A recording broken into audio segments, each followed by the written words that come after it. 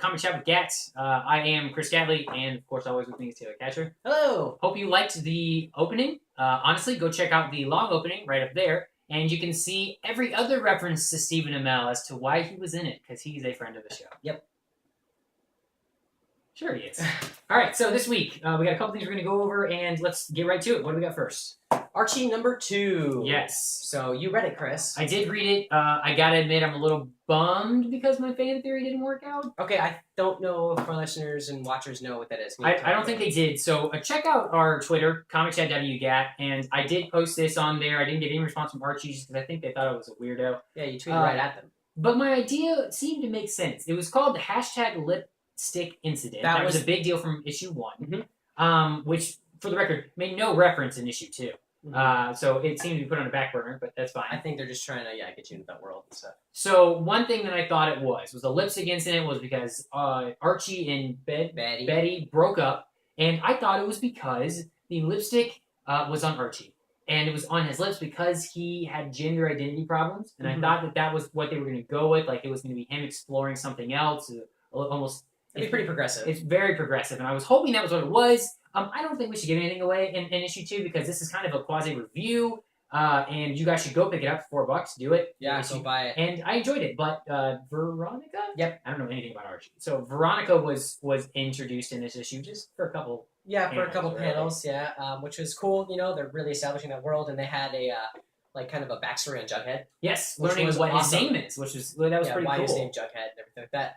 And the Joneses thing, that was great. Keeping up with the Joneses is kind of hinted at in there, and that was really clever, I thought. Good writing. It showed why Archie wasn't really good at working, which was kind of fun. Those are a couple little fun jokes. This thing's, maybe 15, 20 pages long. Something like that. It took me 15 minutes to read, and it was fun. There's moments where you laugh at the panels, and it's good. The artwork has always been very good to me. Fiona Staples, but someone else is taking over, I think, issue 4 or 5. Oh, really? So she's only the first 3 or 4 issues, I've always been a fan of, it's the second issue, but I like how at the end they put old Archies in there. Yeah, and it's cool. Fun. It is cool. For this one, Veronica is introduced, and in the Archie they show at the end of this one is the first issue that Veronica's introduced. So I thought that was pretty fun. Yeah, the first one was the first issue of Archie ever. Yeah, so that's cool.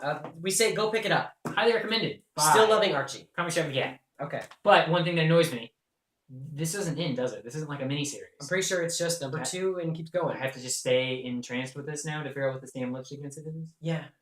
But what? I'm gonna have Archie versus Predators coming in. It's a full volume, so that'll be fun to read. I'll take a look at that. Yeah. Is that the same art style? No, I think it looks like the older Archie stuff. So I'm not sure, but I hear it's good. See how that I hear it's pretty fun. All right, so one thing before we get to the next segment, when we first started this show, it was mainly about me not knowing anything about comic books, and that's really what it was that Taylor and I were friends, and he would try to teach me about these things or ask me if I read something, and I would always just kind of shrug it off and be like, I don't read comic books, I don't do any of this stuff.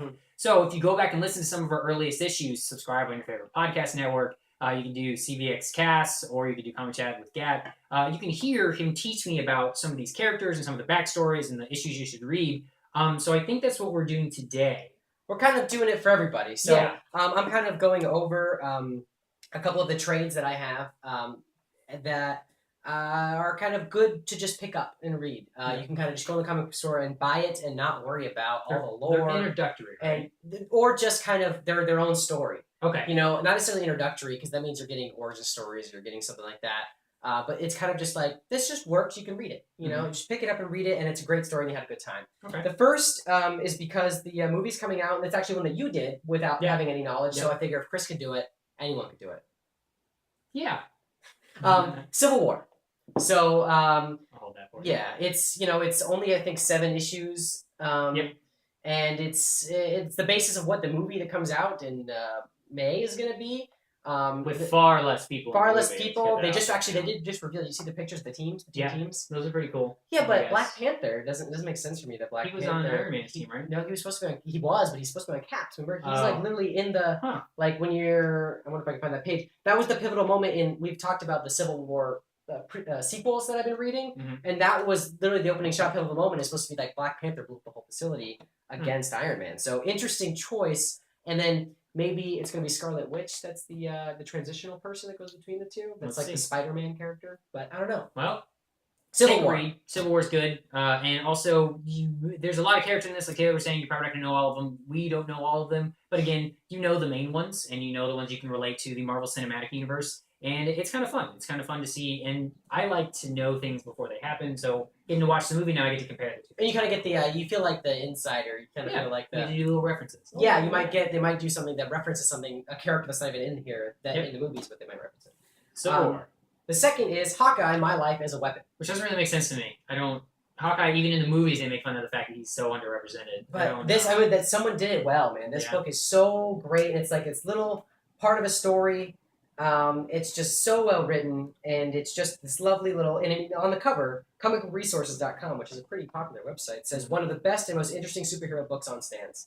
So I agree with that. It's just great. Okay, Hawkeye, My Life as a Weapon. Is it any other characters besides Hawkeye that you know in the movies or anything of pop culture, or is it just mainly about Hawkeye? There's other characters in there. Okay, cool.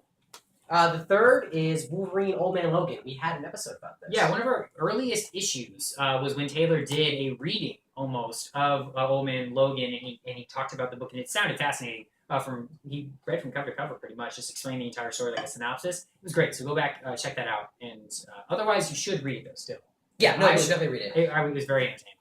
Yeah, and it's about older. We've talked about it before, but it's like what happens when Wolverine just like he's super old, everything's gone to shit, and it's also what the third Wolverine movie is supposed to be based off of with Hugh Jackman. So people. The next one is I have two indie books, or I guess indie is kind of at this point it's not really so indie, but like not DC or Marvel books. I'm going to talk about. The first one is The Walking Dead. The show is immensely popular, and it's immensely popular because Robert Kirkman wrote a great book and had great characters, and they built off that. I suggest picking it up. It's very similar to season 1 of the show. They did a really good job in volume 1 of like the parallels are pretty close. One of the characters is different, a little bit different by the end, but I mean when you read it you'll understand. It's really good. I think that it's all black and white, which is interesting. It's not in color, but it's well written and it's a great character story, and definitely recommend it. I mean, zombies. If you need more zombies in your life and want to figure out where it came from, get the original zombies. The original of the new revival. It's Walking Dead. Mm-hmm. And the next one I want to talk about, I don't have it because I have it digitally. It's called Saga. It was recommended to me actually by a friend of the show, Helen. Okay. Yeah, she sent me. She's like, "Here, read this." I'm like, okay, fine. Kind of like I do with you. So it's really good. It's Fiona Staples, the artist from Archie right now, and it's kind of like a fantasy world. I don't want to get too much into it. It's kind of you just discover it and read it, and that's another one that just if you find it on the shelf, find the first volume of Saga, just buy it and read it. But start from the beginning, kind of. Yeah, it's volume 1. Saga. Okay, cool. Okay, now we're to DC. All right. So the first one we're going to talk about is Kingdom Come by Mark Waid, who is the writer of Archie. So Archie came from good stock. Yeah, it's a different stock too. Like it's a totally different area. Yeah. Anyway, so this book is all Alex Ross art. So beautiful art. I love it. It's amazing. Ooh. And it's a story about like what happens when like the youngster superheroes kind of I don't know if screw up the world is correct, but they don't really understand why Superman doesn't kill. They don't understand, kind of like the public. It's like the public's like, well, why is the Joker just go to Arkham Asylum? Why don't you just kill him? It's like because you don't kill people. Yeah. It's a thing, and it's kind of told from the perspective of I think he's a priest or a preacher. It's kind of what's cool is it shows the Flash being awesome right in the beginning because the Spectre grabs this preacher because he's like confused about like his life. He's wondering about it, and he's in between dimensions, kind of hovering, kind of like. If you ever seen A Christmas Carol, when like he's not really there, but he's there, like when he's seeing the past. Yep. It's that, but the Flash feels a vibrational issue and goes in between dimensions, grabs him and pulls him out, and is like, "Who are you? And why are you like snooping on us?" It's great. It's super good. It's one of those things that's like, oh, this is why comics can be adult. They can be good. It's really well written and deep. The next one is probably one of the turning points. The next two books are both turning points of graphic novels. The first one is the Batman: The Dark Knight Returns. It's what The Dark Knight Rises is based off of, what Batman vs. Superman is based off of, and there's a really great animated version of it out there. So if you want to watch the movie, it's pretty close to the comic. It's just there's a great Batman vs. Superman fight, so if you ever want to see that, the power armor, like I said, for Batman vs. Superman is based off this. Probably that entire fight is very closely based off this. It's just excellent. Frank Miller knows how to write a comic, and this is one of my favorites. It might be one of those ones you read every year. Okay. Just amazing. There's the Joker. It's kind of like old Batman coming back. after being retired and why he comes back and what he needs to do. And there's a girl, Robin, so it's great. All right. And then our last one that you would recommend. Final book, Watchmen. So for everybody, really. This is one of those things that you could feel real confident putting on your shelf no matter who you are, because it's a Hugo Award winner. It's one of Time Magazine's 100 best novels. That's just novels. That's not graphic novels. That's not comic books. It's 100 best novels. Alan Moore and Dave Gibbons made an amazing book. And if you've seen the movie, you might be like, I don't know. But it's very close. And the movie, I really liked it. Some people don't like the movie. I enjoyed the movie. But it's kind of deep and it's kind of like different. The ending is very different, though, too. Yeah, the ending is, same outcome. Yeah. But the way they get there is different because look, it's really thick. So there's a lot more. You can't really get all that into a movie.